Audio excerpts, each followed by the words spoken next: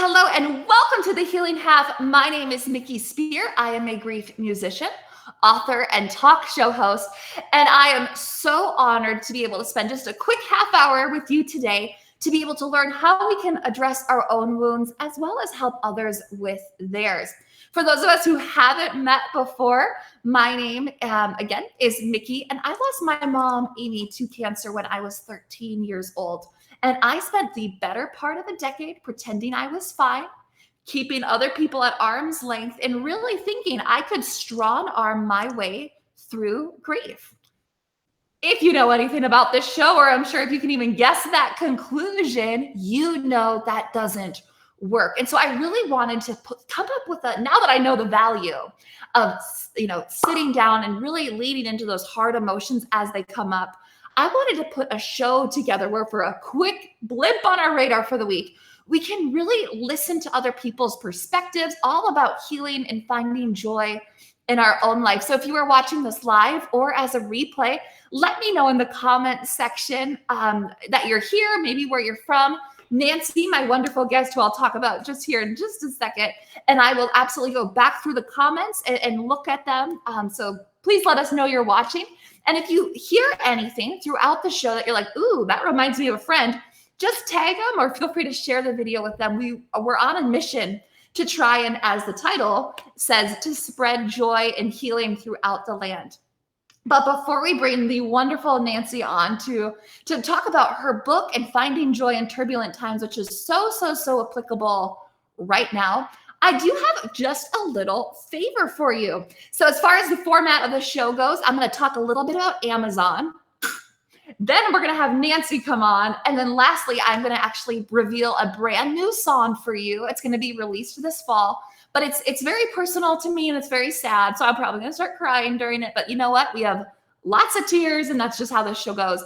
But it's going to be kind of a goodbye song, not goodbye to you, a goodbye to I'll share the story at the end. So you'll just have to wait and see it. So that's the format of the show. So really quickly, if you have known me at all, you know that I sell a workbook called My Heart Still Remembers. And I love the workbook. I think it's fantastic. And its implicit design is simply just to give people an avenue to express their loss and kind of dig up those old memories and really connect with it.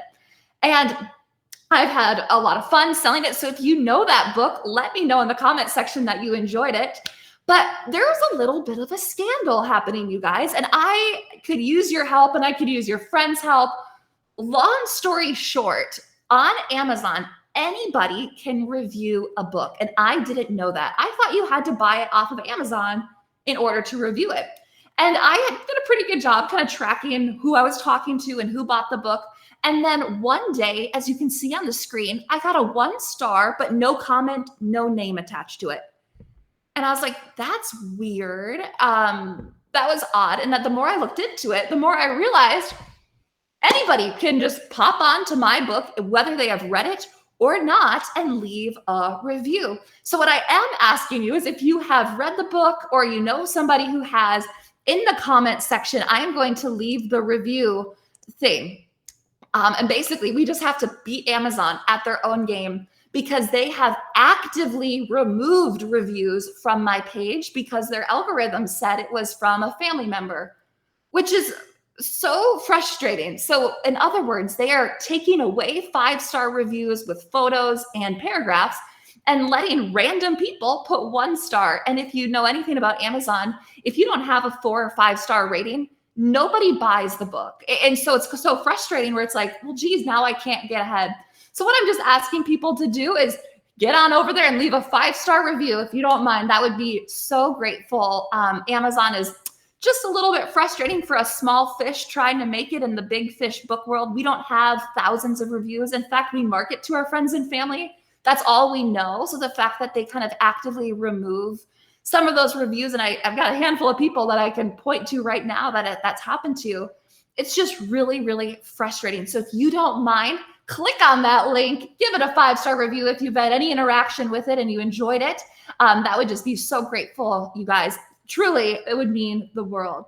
So speaking of Amazon and authors and kind of kicking it off with that, Tonight, we are going to have the wonderful Nancy join us and talk about her book. And I won't spoil anything, but it's really applicable to where we are in this world. I know there's other times in history that have been turbulent, but my goodness gracious, it feels between politics and the pandemic and everything else. It just seems like right now I feel like the three P's would be like politics, pandemic, polarized. Oh my. That's how I feel right now. And I don't know about you guys, but when I get on to the news or Facebook or anything like that, I start to get stressed and I feel my heart start to beat fast and I get consumed and I get swept up into this stress mess. And I truly let it affect me. And I've just been noticing that more and more and more lately. So when I knew Nancy was coming on, and I know she's a woman of faith and that's so important to her, I was like, you know what, Nancy, like what are you interested in? And when she kind of talked a little bit about finding joy regardless of circumstance, I was like, that's it. That's what we have to talk about, because right now we live in a world of so much stress, of so much division, that we really do let it sweep us up. And that, of course, if we can't put that in its appropriate boundary, which I certainly struggle with, we don't have time, bandwidth, or energy to focus on things that really matter and that we can actually make positive impacts into our lives, like healing and grieving and like actually being kind to each other on social media. So without further ado, let's bring on Nancy to learn a little bit more about finding joy in turbulent times. Welcome to the show, Hi, Nancy. We are so grateful to have you. it's nice to be here. Thanks for inviting me. Oh, absolutely. So we'll talk about your book kind of sprinkled throughout, but do you mind just Sure. letting the listeners know who you are? Okay. I am a mom. I have 3 grown sons. I have 5 grandkids between the ages of 2 and 10. And I'm an author. I've written, this is a little book called Back Away from the Cookies. And I love to take pictures. I take lots and lots of pictures. My husband says, "What are you going to do with them all?" I go, "Nothing. Just going to look at them." So, but yeah, so Oh, that's about me. that's wonderful. And I know this topic was really a passion of yours, especially with faith. You were really motivated. Hmm. Do you mind kind of starting off by painting the picture of what it would look like for a typical human to, like in today's world, to be swept up in what we would call turbulent times? Oh, I think it would be certainly very easy for somebody right now, especially to be caught up. I mean, there's stuff going on all over the world. There's hurricanes and earthquakes and the whole situation in Afghanistan and COVID and lost jobs and blah blah. I mean, there's so much, you know, that you have to work right now to stay focused on being happy or at least sane. Hmm. Absolutely. And I feel like with cell phones, I guess maybe I'll ask you, not that you're a little Hmm. bit older than me, but just a little bit older than me. Just a I, little, yeah. just a little bit. I grew up in high school, really, is when social media for me kind of Uh became huh. a thing. When you were growing up and you didn't have access to cell phones, did it feel like the world was ending as much versus No. news alerts on your phone? Um, no, not quite so much. I guess I was more oblivious when I was in high school. But I will say that, you know, I struggle with depression a little bit. And one thing I decided several years ago now, probably before social media, was that I wasn't going to watch the news on television. And it's not to say I don't ever watch it. And it's certainly not to say I don't have a clue what's going on in the world, because my husband's a news junkie, so he fills me in on what's happening. And then if you're on social media at all, you know what's happening in the world because everyone's talking about it on social media. And so I'm just not your best person to get information from if you want news.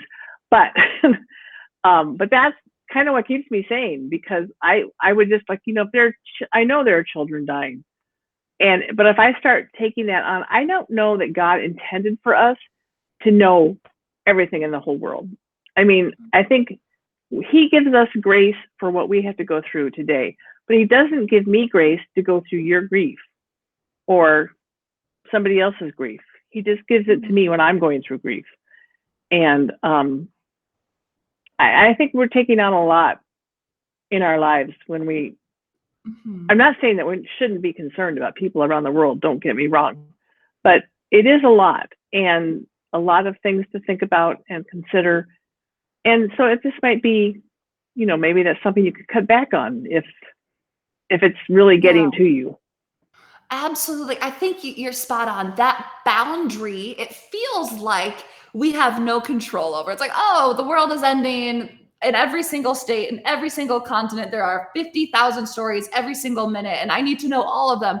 But you're right, where it's like, do I really need to know every single thing about every single topic, every single second of the day?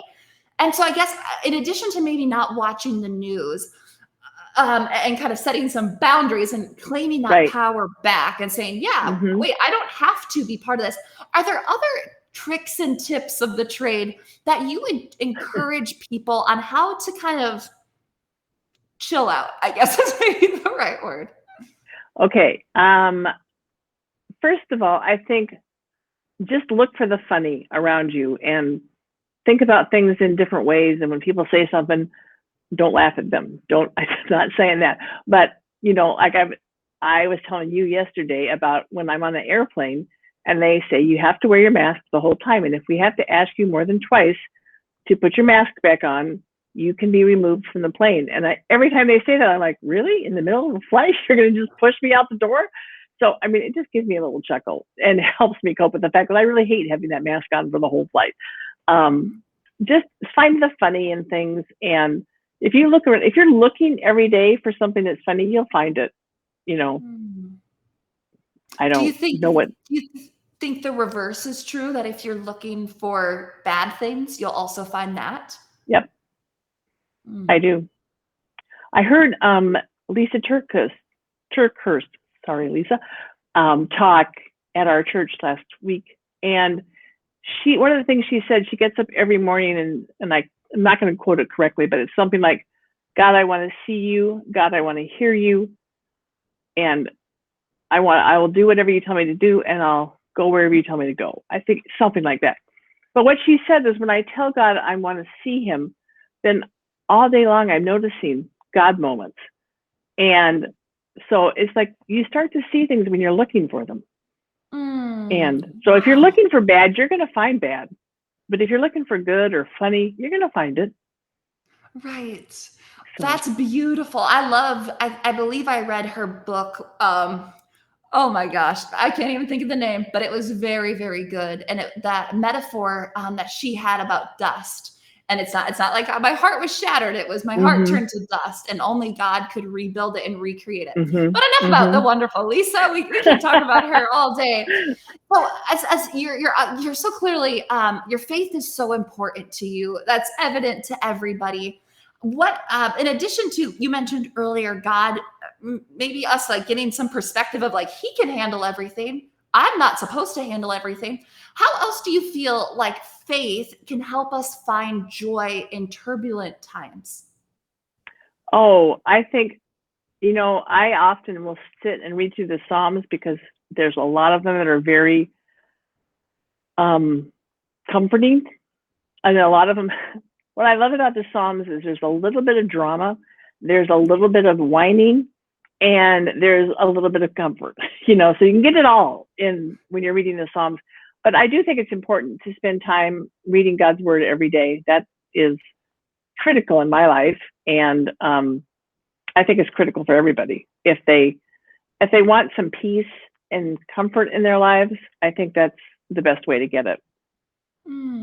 That's wonderful. Yeah, I mean, and we think about how crazy the world is, and by no means am I dismissing how crazy it is, but it's been crazy at other times too. Back in Jesus's day, oh my gosh, they were like, that was a very turbulent time in history. And yet still through all of that, Jesus says, like, you can still find peace amidst the storm. Right. And so I would love just to kind of turn it over to you and just see, I know you wrote a book. I'd love to hear more about that and just kind of how this theme has shaped you and your perspective in life? Okay. I think I've always been a person who looks to find the funny. And so the book I wrote, again, I'll hold it still for a minute so you can see it. Back Away from the Cookies is the name of it. And it all started when I was listening to the radio one day, and the DJ said, if you could tell yourself, your younger self, something today, knowing what you now know, what would you say? And I was just riding along in the car listening. I go, back away from the cookies, because, like I could have used a few less cookies in my life. And that just kind of became, I thought about it more, and then I thought there's some more serious things that I would tell my younger self and tell other people. And so I put a whole bunch of stuff that I think people need to know about life, and wrapped it around some funny stories because I like funny. And I think it's also easier to handle truth, and I don't know if you want to call it advice, but stuff that you need to know, if you can laugh a little along the way. So that is where I come from. I like to laugh. That's great. And have you found in your experience, again, as you're trying to laugh through hard situations, Mhm. would somebody say, "Well, this is hard. This isn't funny. Like, there's no need to laugh at it." What would you say to somebody who's kind of like, "You shouldn't be finding the bright side. This is supposed to be sad." There is a time for sad, and there's a time for grief.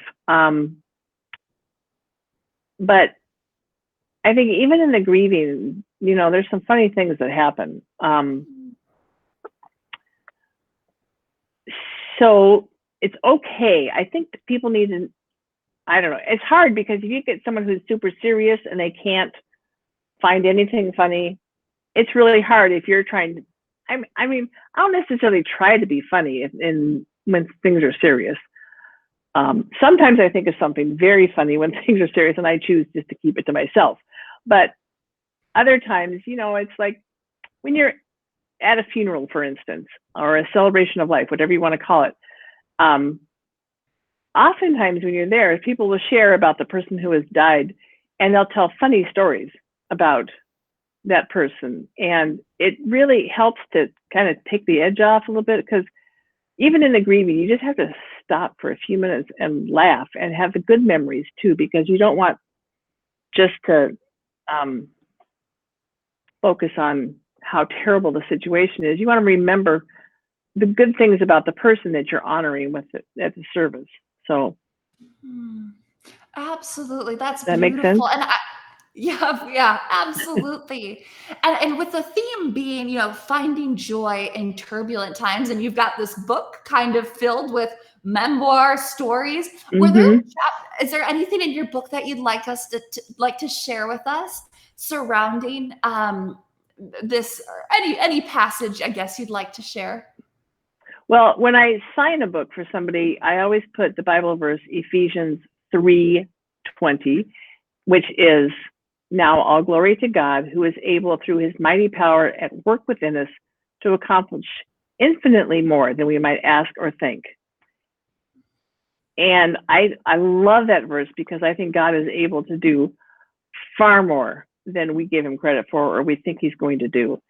And I think if we're looking and we expect it, he's going to do it. And so I think we need to start looking for what God's going to do in our lives and wait for him. And so I just love that, because it's like I can dream of, something I want to do, or someplace I want to go, or I don't know, anything. And God's going, oh, that'll be fun, but wait till you see what I got for you there. Or wait, see where else I'm going to take you, So I, years ago, I had no desire to ever go to China. And the very first mission trip that I felt God called me to go on was to China. And I'm like, seriously, God? But you know what? I went, and it was wonderful. And we had since done probably 14 more trips to various countries in the world. And I never would have thought that would happen, but it's what God had for us. And so infinitely more than I ever anticipated. Wow, and what I love about that verse, so thank you so much Mm-hmm. for sharing, is again, it's just kind of recentering on what can I control Mm-hmm. and what can't I control and Mm-hmm. who is in charge here. And if you believe in God, which of course we both do, like kind Right. of finding peace in the storm, maybe dance Yep. in the eye of the hurricane, as they say, where it's like Yeah. God can, but obviously that doesn't take away from the fact that it is turbulent. So is there any as we kind of start to wrap up our time before I transition to our song, I would love just to pass it back to you to talk a little bit more about your book and any wisdom that you would love for people to take with them. Okay. Okay. Um, so my book starts with the chapter titled "What Defines You," and I tell the story in there about this girl. I had this purse. This was years and years ago, and it was a red burgundy purse that my friend convinced me to buy. And she said it would go with everything, and so I said okay. And every place I went, people go, "Oh, I love your purse," and I'm like, "Thanks," And then pretty soon it was like, "Wow, where'd you get that purse? That's a great purse." And I'm like, "Okay, this is getting to be weird," because every single day I'd go someplace and somebody would say something about my purse, and I'm like, okay, I wasn't anticipating quite this much attention over a purse. And then one day I was at Kohl's, and the checkout girl said to me, "Oh, I love your purse." I said, "Thank you." And she said, my goal is to get a Coach purse one day. That's what I want to do." And I'm like, I said, "You know what?" I said, "You are more than a Coach purse. You have so much more to offer the world, and don't set your goals just to make enough money to get a Coach purse, because there's so much more to you." And I just, like, so I want to define what defines you. Is it your purse that you carry, or is it that you're a daughter of a king? You know, so that's kind of where the first chapter goes. And then from there, we talk about forgiveness and sex. And the sex chapter is pretty funny. Um, Oh, and finances. So there's a lot in there, and hmm. what God has for you in your life, and encouraging other people, enjoying the journey, which and can be and I hard guess sometimes. yeah, well, and that's kind of the theme of the show tonight is enjoying the journey when it's not what you want it to. So is there Right. any yeah, so I guess what would you say to somebody who's like the world is ending, life is miserable, where is God? I like Hmm. everything's out of control. Do you have anything that you would encourage that person with? Yes. I tell a story in my book about my husband and I deciding to go to Duluth, and there was some road construction on 35. So we decided to go through someplace else, a more scenic route, let's go with. And so I think it was maybe up through Wisconsin that we went. And so everything went fine. We enjoyed the journey all the way there. And we got really close to where we were going to turn. And there was some road construction that we couldn't avoid. And the sign said, if you're going to go here, turn left at the sign. And I said, "John, you need to, oh no, turn right at the sign." Where we were going was to the left, but we were supposed to turn right and loop around. And I said, "Turn right here." He goes, and he didn't really say anything, but I knew by the look on his face that he was not going to turn right, that he was set on turning left. And so I go, "Turn right here." And then, "Turn right here," and I got louder and louder, which never really helps. And of course, he turned left, and I'm like, "I can't believe you did that," blah, blah, blah. And then, so I just, I stopped talking after yelling for not yelling. Well, he might have called it yelling, speaking loudly for a little bit. And then I stopped talking, and I'm like, okay, I can choose if I want to make this a miserable weekend or if I want to make this a fun weekend. We were celebrating our anniversary, by the way. And I said, I can choose to make it pleasant, or I can choose to make it miserable. What do I want to do?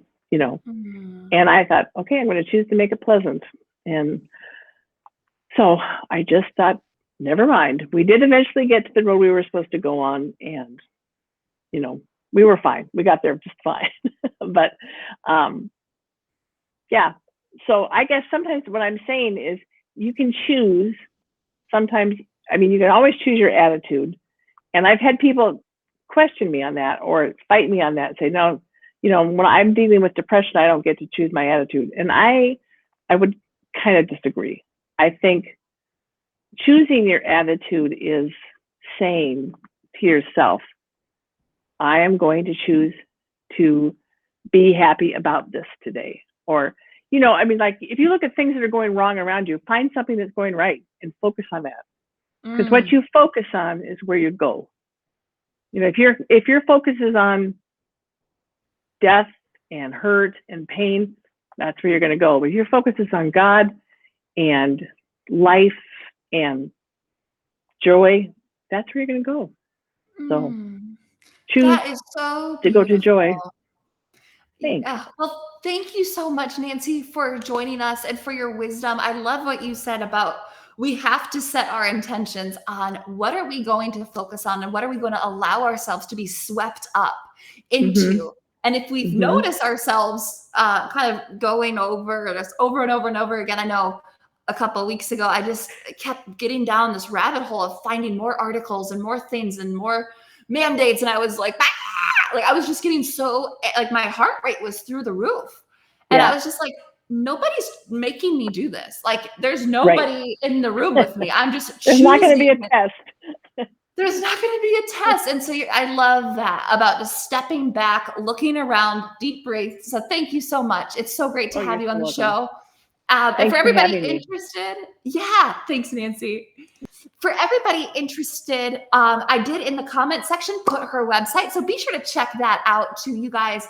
As we talk about, so that you can find her great book and connect with her on all social medias. And if you're not on my email list yet, make sure you do that because I'll make sure I put all of my, all the ways that you can get in touch with Nancy, her hilarious book filled with wisdom. And I think the biggest, one of the things that she touched on that I really wanted to kind of circle back, and this is biblical too, is there is a time to grieve and there is a time to be sad. And heck, this is the whole show, is not having just forceful positivity, but realizing in the midst of it all that it doesn't have to be absolutely terrible. And what I would just say is it's important to distinguish that difference. Is what is my body and maybe the Lord telling me I have to work through versus what am I actively choosing to seek out and destroy my day and just let myself, things way out of my control, bog me down. And I think that's what really helped me is I had to go unfollow a bunch of podcasts. I had to set some timers on my phone. So it's like, okay, you can only be on Facebook for 15 minutes. And then also I moved my apps to the far back of my phone. So it's not on my main screen. So it's not like, oh, let me just check what's on Facebook real quick. Let me just check what's on Instagram or Snapchat, because that was making me so heavy and just so panicky and feeling like the world was ending. But then I'd look outside and the sun was shining. And it was like, wow, yes, that's happening. And the sun is shining. But I wasn't giving the sunshine any attention. I was giving all of my attention to that scary future fear stuff. And I'm not saying don't advocate for what you believe in, but don't let it consume you to the point where it ruins your day and that you miss the blessings around you. And speaking of times that, this little photo, speaking of times that we need to pause and grieve, and actually get away from the stuff we can't control so that way we can start focusing on the healing that we can control. If you guys could be in prayer for me, I am going to be rehoming my cats tomorrow, both of whom are listed on the screen. And I know it sounds so cheesy and I'm going to start crying, but it's really hard. And it was a really, really tough decision. They have been with me for 6 years, and we've just been moving around so much. And My one cat, the white one, his name is Duke, and the black one is named Ace. But Duke in particular, every time he got upset, he would pee on stuff, which is frustrating. But when it's your stuff, you kind of look the other way and you're like, okay, like I'll clean it, I'll wash it, whatever. But now that my husband and I are traveling, we realized, wait a second, when he pees and is upset about whatever he's upset about, because it's a cat and you can't train him, it's not on my couch, it's on their couch. And we started to realize that all the traveling that we were doing was just not a good fit for either of us anymore. And I felt like a failure. I felt like I let them down. I feel like in a way that I was abandoning them, even though I know I wasn't. And I think the emotion that I'm feeling, that I think a lot of people are feeling with all this stuff, is it's really hard to make hard decisions. It's a lot easier to just keep the status quo going, even if you're miserable while you do it. And by no means do they make my life miserable. But we found them a wonderful, wonderful home, and they're going to be so happy there. I think it's just really hard. For today, I'm more sad for myself because they're going to have a hoot. They're going to be indoor, outdoor cats on this cute little farm in Minnesota. But I am going to miss them so much, especially since I work from home. I don't get out a whole lot. So it's going to be weird. So be in prayer. I appreciate it. But this is a song that I wrote for them called Green Eyes Go, and I'm actually going to release it this fall. So if you haven't yet, make sure you head over to my website. I think I posted that link at the very beginning. Sign up for my email list so that way you're the first to hear the song. But it's called Green Eyes Go. And I really just want to dedicate it to anybody who has to make a hard decision. It could be a breakup. I know lots of people have had to break up with people they love deeply because it's the right thing to do, but it's still really, really hard. So this is Green Eyes Go.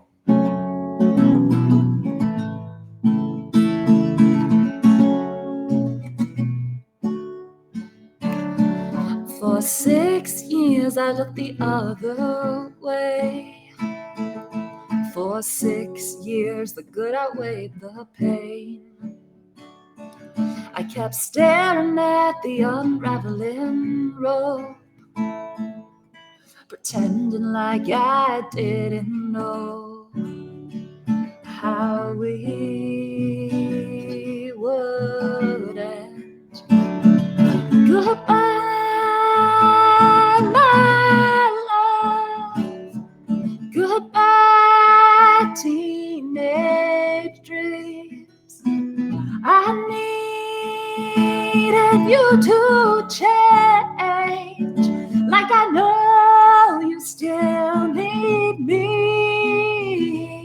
Yeah, the only thing I'm sure I know is I hate to see those green eyes go. Yeah, I hate to see those green eyes go. From traveling the world side by side to wondering where you are tonight. Still wish you could hold me when I cry. But some goodbyes are the permanent kind. Yeah, some goodbyes are the permanent kind. Goodbye, my love. Goodbye, teenage dreams. I needed you to change, like I know you still need me. You're the only thing I'm sure I know is I hate to see those green eyes go. I tried so hard, I know, but I hate to see those green eyes go. Yeah, I hate to see those green eyes go.